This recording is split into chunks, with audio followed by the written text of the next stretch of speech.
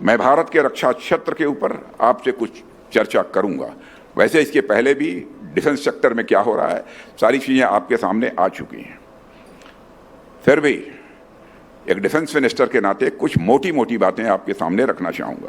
साथियों, मैं अनेक मंचों पर कई बार इस बात की चर्चा कर चुका हूँ कि भारत में जब 2014 में प्रधानमंत्री जी के नेतृत्व में हमारी सरकार आई तो हमने रक्षा क्षेत्र को अपनी सबसे बड़ी प्रायोरिटीज में से एक रखा। हमने डिफेंस सेक्टर में आत्मनिर्भरता की ओर कदम बढ़ाया। इसके अलावा आप देखें तो चाहे वह डिपार्टमेंट ऑफ मिलिट्री अफेयर्स की स्थापना हो अथवा सीडीएस के पद का क्रिएशन हो, पॉजिटिव इंडिजिनाइजेशन लिस्ट जारी करके हथियारों का निर्माण भारत में ही करने की बात हो या फिर हथियारों को एक्सपोर्ट करने की बात हो, हमने अनेक ऐसे कार्य किए जो भारत के रक्षा क्षेत्र को स्वाभाविक रूप से वह मजबूत करते हैं।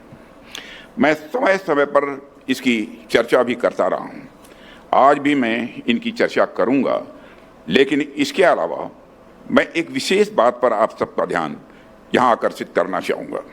साथियों, डिफेंस सेक्टर में आत्मनिर्भरता को बढ़ाने का हमारा जो प्रयास है, मिलिट्री मॉडर्नाइजेशन पर जो हमारा ध्यान है तथा भारत के रक्षा क्षेत्र को और सशक्त बनाने का जो हमारा प्रयास है, उसे मैं हमारी इस सरकार के आइडियोलॉजिकल कमिटमेंट में एक कंटेक्चुअलाइज्ड करने का मैं प्रयास करूंगा।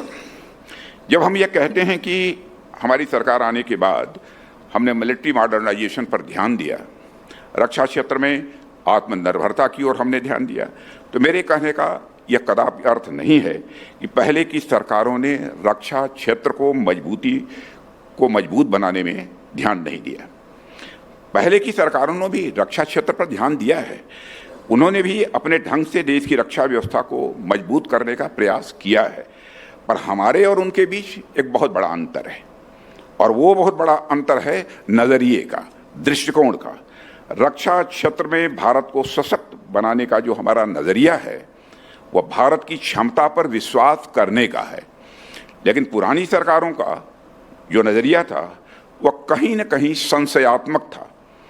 वह भारत की क्षमता पर शायद उतना विश्वास नहीं करते थे जितना हमारी सरकार भारत और भारतवासियों की क्षमता पर विश्वास करती है।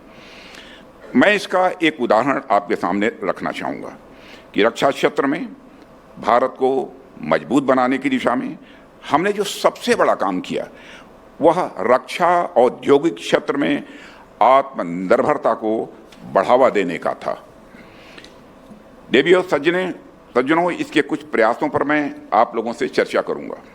जैसा हमने देखा कि जो हमारी ऑर्डिनेंस फैक्ट्रीज हैं वो उस पुरानी व्यवस्था में भी अच्छा काम कर रही थी, लेकिन नए समय को देखते हुए, नई ज़रूरतों को देखते हुए हमने ऑर्डिनेंस फैक्ट्रीज का कॉर्पोरेटाइजेशन किया ताकि वह और ज़्यादा टेक्नोलॉजी फ्रेंडली बन सकें, वह और ज़्यादा आउटपुट दे सकें, उनकी अकाउंटेबिलिटी भी और अधिक बढ़ सके।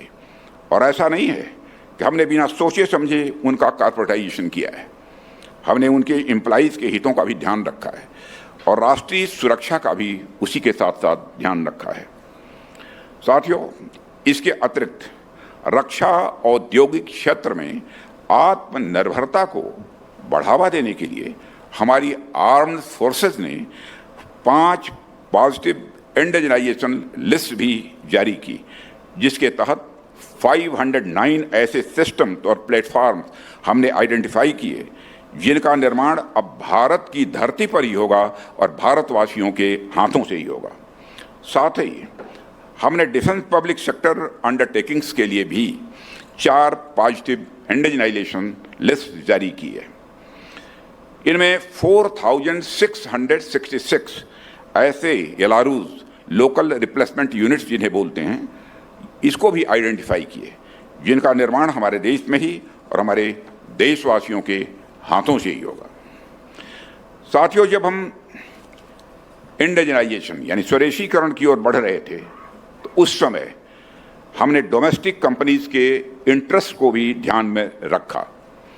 इसलिए सरकार ने डिफेंस कैपिटल प्रोक्योरमेंट करने के लिए जो हमारा डिफेंस बजट है उसका 75% डोमेस्टिक कंपनी से प्रोक्योरमेंट के लिए रिजर्व रखा कि हम डोमेस्टिक कंपनी से ही ये प्रोक्योरमेंट करेंगे।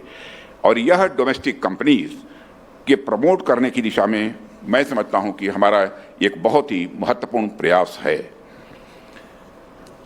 देवियों और सज्जनों, डोमेस्टिक कंपनीज को प्रमोट करने के जो हमारे प्रयास हैं उन प्रयासों का ही परिणाम है कि 2014 के आसपास जहां हमारा डोमेस्टिक डिफेंस प्रोडक्शन लगभग 40,000 करोड़ रुपए था, वहीं आज हमारा डोमेस्टिक प्रोडक्शन बढ़कर 1,10,000 करोड़ रुपए के आंकड़े को भी पार कर चुका है और यह लगातार आगे बढ़ रहा है।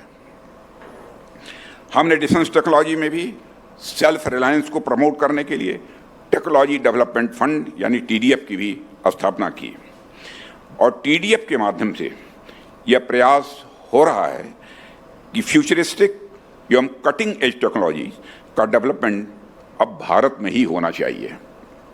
हमने मेक इन इंडिया और डिफेंस इंडस्ट्रियल कॉरिडोर जैसे इनिशिएटिव्स के माध्यम से यह इंश्योर किया कि हम अपनी सेनाओं की ज़रूरत के लिए अत्याधुनिक हथियार भारत में ही निर्मित करें और यदि संभव हो तो हम उसे एक्सपोर्ट भी करें।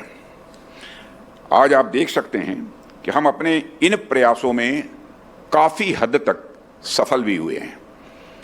इसे इस आंकड़े से समझा जा सकता है, आज से 9-10 साल पहले डिफेंस इक्विपमेंट का एक्सपोर्ट जहां कुल जमा 1000 करोड़ रुपये सालाना भी नहीं हुआ करता था, वह आज लगभग 16,000 करोड़ रुपये सालाना हो गया है। वैसे मैं आपको बतलाना चाहूँगा कि लगभग 20,000 करोड़ के आसपास हम पहुँच चुके हैं। आगे का भी टारगेट हमारा बड़ा है।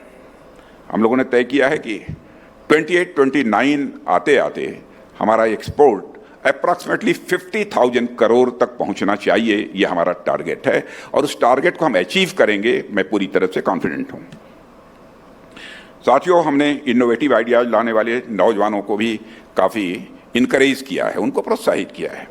मैं यहाँ विशेष रूप से इनोवेशन फॉर डिफेंस एक्सलेंस यानी IDEX का जिक्र करना चाहूँगा।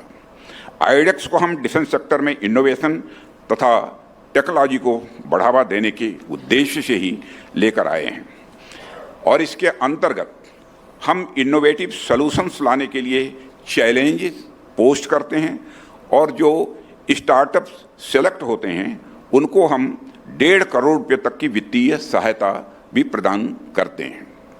मैंने कई मंचों पर इसके पहले भी जिक्र किया है कि सरकार युवाओं के इनोवेटिव आइडियाज को प्रमोट करने के लिए पूरी तरह से कमिटेड है।